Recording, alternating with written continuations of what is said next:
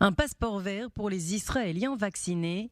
Le ministère de la Santé prévoit de délivrer un permis spécial à tous ceux qui se feront vacciner contre le Covid-19.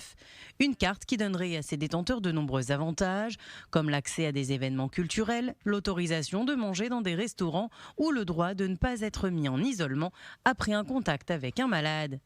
Ce passeport donnerait par ailleurs à ses détenteurs la liberté de voyager. Il serait délivré aux Israéliens concernés 2 semaines après l'administration de la deuxième dose. Un moyen pour le gouvernement d'encourager un public réticent à se faire vacciner.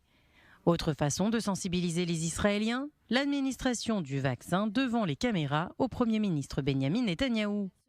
Le ministre de la Santé, Yuli Edelstein, et le président de l'État, Reuven Rivlin, devraient également suivre son exemple, tout comme certaines célébrités israéliennes qui devraient participer à une campagne publique organisée par le ministère de la Santé, se faisant filmer en recevant le vaccin pour inciter la population à en faire de même.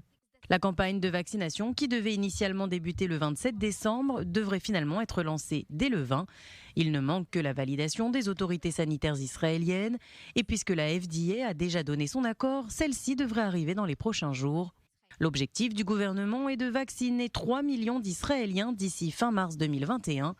Selon le directeur général du ministère de la Santé, Rezi Levi, si la moitié de la population est vaccinée, on pourrait atteindre l'immunité collective.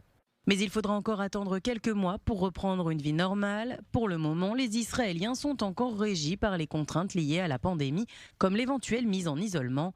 Même dans les plus hautes sphères, Benjamin Netanyahou pourrait de nouveau se retrouver en isolement. Une secrétaire de son bureau a été diagnostiquée positive dimanche. Selon les premiers résultats de l'enquête, le Premier ministre ne s'est pas retrouvé dans la même pièce au cours des derniers jours. Netanyahou a donc de bonnes chances de ne pas subir une 3e quarantaine.